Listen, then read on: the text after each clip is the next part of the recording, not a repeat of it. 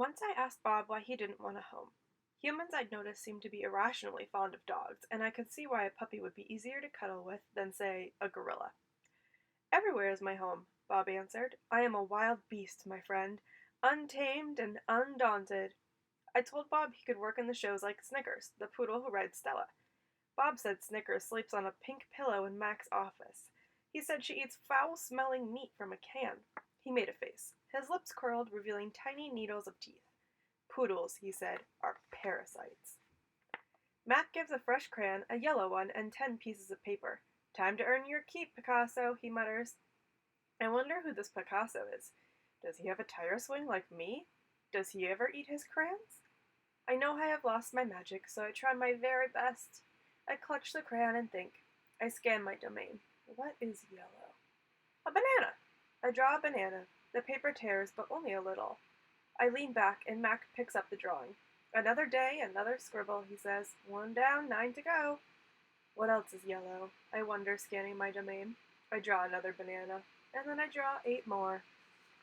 3 visitors are here, a woman, a boy, a girl. I strut across my domain for them. I dangle from the tire swing. I eat 3 banana peels in a row. The boy spits at my window. The girl throws a handful of pebbles. Sometimes I'm glad the glass is there. After the show, the Spit Pebble children come back. I display my impressive teeth. I flash in my filthy pool. I grunt and hoot. I eat and eat and eat some more. The children pound their pathetic chests. They toss more pebbles. Slimy chimps, I mutter. I throw a meatball at them. Sometimes I wish the glass were not there. I'm sorry I called those children slimy chimps. My mother would be ashamed of me. Like the Spit Pebble children, Julia is a child, but that, after all, is not her fault. While her father, George, cleans the mall each night, Julia sits by my domain. She could sit anywhere she wants, by the carousel, in the empty food court, on the bleachers coated in sawdust. But I am not bragging when I say that she always chooses to sit with me. I think it's because we both love to draw. Sarah, Julia's mother, used to help clean the mall. But when she got sick and grew pale and stooped, Sarah stopped coming. Every night Julia offers to help George, and every night he says firmly, "Homework, Julia. The floors will just get dirty again." Homework, I have discovered, involves a sharp pencil and thick books and long sighs. I enjoy chewing pencils. I am sure I would excel at homework. Sometimes Julia dozes off, and sometimes she reads her books, but mostly she draws pictures and talks about her day. I don't know why people talk to me, but they often do. Perhaps it's because they think I can't understand them. Or perhaps it's because I can't talk back. Julia likes science and art. She doesn't like Lila Burpee, who teases her because her clothes are old, and she does like Deshaun Williams, who teases her too, but in a nice way. And she would like to be a famous artist when she grows up. Sometimes Julia draws me. I am an elegant fellow in her pictures, with my silverback gleaming like moon on moss. I never look angry the way I do on the fading billboard by the highway. I always look a bit sad, though. I love Julia's pictures of Bob. She draws him flying across the page, a blur of feet and fur. She draws him motionless, peeking out from behind a trash can or on the soft hill of my belly. Sometimes in her drawings, Julia gives Bob wings or a lion's mane. Once she gave him a tortoise shell, but the best thing she ever gave him wasn't a drawing. Julia gave Bob his name. For a long time, no one knew what to call Bob. Now and then a mall worker would try and approach him with a tidbit. "Here, doggy," they'd call, holding out a French fry. "Come on, Pooch," they'd say. "How about a little piece of sandwich?" But he would always vanish into the shadows before anyone could get too close. One afternoon, Julia decided to draw the little dog curled up in the corner of my domain. First, she watched him for a long time, chewing on her thumbnail. I could tell she was looking at him the way an artist looks at the world she's trying to understand it. Finally, she grabbed her pencil and set to work. When she was finished, she held up the page. There he was, the tiny big-eared dog. He was smart and cunning, but his gaze was wistful. Under the picture were 3 bold, confident marks circled in black. I was pretty certain it was a word, even though I couldn't read it. Julia's father peered over her shoulder. "That's him exactly," he said, nodding. He pointed to the circled marks. "I didn't realize his name was Bob," he said. "Me either," said Julia. She smiled. "I had to draw him first." Bob will not let humans touch him. He says their scent upsets his digestion, but every now and then I see him sitting at Julia's feet. Her fingers move gently just behind his right ear. Usually Mac leaves after the last show, but tonight he is in his office working late. When he's done, he stops by my domain and stares at me for a long time while he drinks from a brown bottle. George joins him, broom in hand, and Mac says the thing he always says. How about that game last night? And business has been slow, but it'll get better, you'll see. And don't forget to empty the trash. Mac glances at the picture Julia is drawing. What are you making? He asks. It's for my mom, Julia says. It's a flying dog. She holds up her drawing, eyeing it critically. She likes airplanes and dogs. Mac murmurs, sounding unconvinced. He looks at George. How's the wife doing anyway? About the same, George says. She has good days and bad days. Yeah, don't we all, Mac says. Mac starts to leave, then pauses. He reaches into his pocket, pulls out a crumpled green bill, and presses it into George's hand. Here, Mac says with a shrug, buy the kids some more crayons. Mac is already out the door before George can yell, Thanks! Stella, I say after Julia and her father go home, I can't sleep. Of course you can, she says. You are the king of sleepers. Shh, Bob says from his perch on my belly. I'm dreaming about chili fries. I'm tired, I say, but I'm not sleepy. What are you tired of? Stella asks. I think for a while. It's hard to put it into words. Gorillas are not complainers. We're dreamers, poets, philosophers, nap takers. I don't know exactly. I kick at my tire swing. I think I may be a little tired of my domain. That's because it's a cage, Bob tells me. Bob is not always tactful. I know, Stella says. It's a very small domain. And you're a very big gorilla, Bob adds. Stella, I ask. Yes. I noticed you were limping more than usual today. Is your leg bothering you? Just a little, Stella answers. I sigh. Bob resettles. His ears flick. He drools a bit, but I don't mind. I'm used to it. Try eating something, Stella says. That always makes you happy. I eat an old brown carrot. It doesn't help. But I don't tell Stella. She needs to sleep. You could try remembering a good day, Stella suggests. That's what I do when I can't sleep. Stella remembers every moment since she was born. Every scent, every sunset, every slight, every victory. You know I can't remember much, I say. There's a difference, Stella says gently, between can't remember and won't remember. That's true, I admit. Not remembering can be difficult, but I've had a lot of time to work on it. Memories are precious, Stella adds. They help tell us who we are. Try remembering all your keepers. You always liked Carl, the one with the harmonica. Carl. Yes. I remember how he gave me a coconut when I was still a juvenile. It took me all day to open it. I try to recall other keepers I have known. The humans who have cleaned my domain and prepared my food and sometimes kept me company. There was Juan who poured Pepsis into my waiting mouth, and Katrina who used to poke me with a broom when I was sleeping, and Ellen who sang, How much is that monkey in the window? With a sad smile while she scrubbed my water bowl. And there was Gerald, who once bought me a box of fat, sweet strawberries. Gerald was my favorite keeper. I haven't had a real keeper in a long time. Mac says he doesn't have the money to pay for an eighth babysitter. These days, George cleans my cage and Mac is the one who feeds me. When I think about all the people who have taken care of me, mostly it's Mac, I recall. Day in and day out, year after year after year. Mac who bought me and raised me and says I'm no longer cute. As if a silverback could ever be cute. Moonlight falls on the frozen carousel, on the silent popcorn stand, and on the stall of leather belts that smell like long-gone cows. The heavy work of Stella's breathing sounds like the wind in the trees, and I wait for sleep to find me. Mac gives me a new black crayon and a fresh pile of paper. It's time to work again. I smell the crayon, roll it in my hands, press the sharp point against my palm.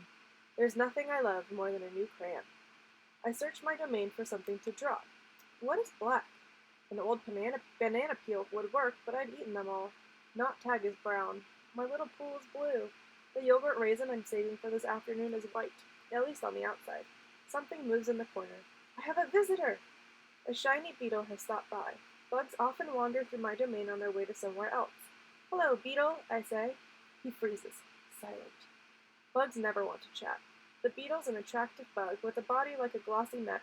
He's black as a starless night. That's it. I'll draw him. It's hard making a picture of something new. I don't get the chance that often. But I try. I look at the beetle, who's being kind enough not to move, then back at my paper. I draw his body, his legs, his little antennae, his sour expression. I'm lucky. The beetle stays all day. Usually bugs don't linger when they visit. I'm beginning to wonder if he's feeling all right. Bob, who's been known to munch on bugs from time to time, offers to eat him. I tell Bob that won't be necessary. I'm just finishing my last picture when Mac returns. George and Julia are with him. Mac enters my domain and picks up a drawing.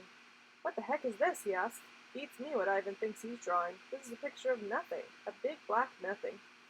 Julia is standing just outside my domain. Can I see? She asks. Mac holds my picture up to the window. Julia tilts her head. She squeezes one eye shut. Then she opens her eye and scans my domain. I know, she exclaims. It's a beetle. See that beetle over there by Ivan's pool? Man, I just sprayed this place for bugs. Mac walks over to the beetle and lifts his foot. Before Mac can stomp, the beetle skitters away, disappearing through a crack in the wall. Mac turns back to my drawings. So you figure this is a beetle, huh? If you say so, kid. Well, that's a beetle for sure, Julia says, smiling at me. I know a beetle when I see one. It's nice, I think, having a fellow artist around. Stella is the first to notice the change, but soon we all feel it. A new animal is coming to the Big Top Mall. How do we know this? Because we listen. We watch, and most of all, we sniff the air. Humans always smell odd when change is in the air, like rotten meat with a hint of papaya. Bob fears our new neighbor will be a giant cat with slitted eyes and a coiled tail. But Stella says a truck will arrive this afternoon carrying a baby elephant. How do you know? I ask. I sample the air, but all I smell is caramel corn. I love caramel corn. I can hear her, Stella says. She's crying for her mother. I listen. I hear the cars charging past. I hear the snore of the sun bears and their wire domain. But I don't hear any elephants. You're just hoping, I say. Stella closes her eyes. No, she says softly, not hoping. Not at all. My TV is off, so while we wait for the new neighbor, I ask Stella to tell us a story. Stella rubs her front foot against the wall. Her foot is swollen again, an ugly, deep red. If you're not feeling well, Stella, I say, you could take a nap and tell us a story later. I'm fine, she says, and she carefully shifts her weight. Tell us the Jumbo story, I say. It's my favorite of mine, and I don't think Bob has ever heard it. Because she remembers everything, Stella knows many stories. I like colorful tales with black beginnings and stormy middles and cloudless blue sky endings, but any story will do. I'm not in a position to be picky. Once upon a time, Stella begins, there was a human boy. He was visiting a gorilla family at a place called a zoo. What's a zoo? Bob asks. He's a street-smart dog, but there's much he hasn't seen. A good zoo, Stella says, is a large domain, a wild cage, a safe place to be. It has room to roam and humans who don't hurt. She pauses, considering her words. A good zoo is how humans make amends. Stella moves a bit, groaning softly. The boy stood on a wall, she continues, watching, pointing, but he lost his balance and fell into the wild cage. Humans are clumsy, I interrupt. If only they could knuckle walk, they wouldn't topple so often. Stella nods. A good point, Ivan. In any case, the boy lay in a motionless heap while the humans gasped and cried. The silverback, whose name was Jumbo, examined the boy, as was his duty while his troop watched from a safe distance. Jumbo stroked the child gently, he smelled the boy's pain, and then he stood watch. When the boy awoke, his humans cried out, Stay still, don't move! Because they were certain, humans are always certain about these things, that Jumbo would crush the boy's life from him. The boy moaned. The crowd waited, hushed, expecting the worst. Jumbo led his troop away. Men came down on ropes and whisked the child to waiting arms. Was the boy all right? Bob asks. He wasn't hurt, Stella says, although I wouldn't be surprised if his parents hugged him many times that night in between their scoldings. Bob, who has been chewing his tail, pauses, tilting his head. Is that a true story? I always tell the truth, Stella replies, although I sometimes confuse the facts. I've heard the Jumbo story many times. Stella says that humans found it odd that the huge silverback didn't kill the boy. Why, I wonder, was that so surprising? The boy was young, scared, alone. He was, after all, just another great ape. Bob nudges me with his cold nose. Ivan, he says, why aren't you and Stella in the zoo? I look at Stella. She looks at me. She smiles sadly with her eyes, just a little, the way only elephants can do. Just lucky, I guess, she says. The new neighbor arrives after the 4 o'clock show. When the truck comes lumbering toward the parking lot, Bob scampers over to inform us. Bob always knows what's happening. He is a useful friend to have, especially when you can't leave your domain. With a groan, Mac lifts the sliding metal door near the food court, the place where deliveries are made. A big white truck is backing up to the door, belching smoke. When the driver opens the door, I know that Stella is right. A baby elephant is inside. I see her trunk poking out from the blackness. I'm glad for Stella, but when I glance at her, I see she is not glad at all. Stand back, everyone, Mac yells. We've got a new arrival. This is Ruby, folks. 600 pounds of fun to save our sorry butts. This gal is going to sell us some tickets. Mac and two men climb into the black cave of the truck. We hear noise, scuffling, a word Mac uses when he's angry. Ruby makes a noise too, like one of the little trumpets they sell at the gift store. Move, Mac says, but there is still no Ruby. Move, he says again. We haven't got all day. Inside her domain, Stella paces as much as she's able. 2 steps one way, 2 steps the other. She slaps her trunk against the rusty metal bars. She grumbles. Stella, I ask, did you hear the baby? Stella mutters something under her breath, a word she uses when she's angry. Relax, Stella, I say. It will be okay. Ivan, Stella says, it will never, ever be okay. And I know enough to stop talking. The men are still yelling. Some of them yelling is at each other, but most of it is at Ruby. We hear scrambling, pounding, shifting. The side of her truck shudders. I'm starting to like this elephant, Bob whispers. I'm getting the big one, Mac says. Maybe she can coax the stupid brat out of the truck. Mac opens Stella's door. Come on, girl, he urges. He unties the rope attached to the floor bolt. Stella pushes past Mac, nearly knocking him over. She rushes as best she can, limping heavily toward the open back door of the truck. She catches her swollen foot on the edge of the ramp and winces. Blood trickles down. Halfway up the ramp, she pauses. The noise in the truck stops. Ruby falls silent. Slowly, Stella makes her way up the rest of the ramp. It groans under her weight, and I can tell how much she is hurting by the awkward way she moves. At the top of the incline, she stops. She pokes her trunk into the emptiness. We wait. The tiny gray trunk appears again. Shyly, it reaches out, tasting the air. Stella curls her own trunk around the baby's. They make soft rumbling sounds. We wait some more. A hush falls over the entire big top mall. Thud, thud, step, step, pause, step, step, pause. And there she is. So small she can fit underneath Stella with room to spare. Her skin sags, and she sways unsteadily as she makes her way down the ramp. Not the greatest specimen, Max says, but I got her cheap from this bankrupt circus out west. They had her shipped over from Africa. Only had her a month before they went bust. He gestures towards Ruby. Thing is, people love babies. Baby elephants, baby gorillas. Heck, gave me a baby alligator and I could make a killing. Stella ushers Ruby toward her domain. Mac and the two men follow. At Stella's door, Ruby hesitates. Mac gives Ruby a shove, but she doesn't budge. Doggone it, get a clue, Ruby, he mutters. But Ruby isn't moving, and neither is Stella. Mac grabs a broom. He raises it. Instantly, Stella steps in front of Ruby to shield her. Get in the cage, both of you, Mac shouts. Stella stares at Mac, considering. Gently, but firmly, using her trunk, she nudges Ruby into her domain. Only then does Stella enter. Mac slams the door shut with a clang. I see 2 trunks entwined. I hear Stella whispering. Poor kid, says Bob. Welcome to the Exit 8 Big Top Mall and Video Arcade, home of the one and only Ivan.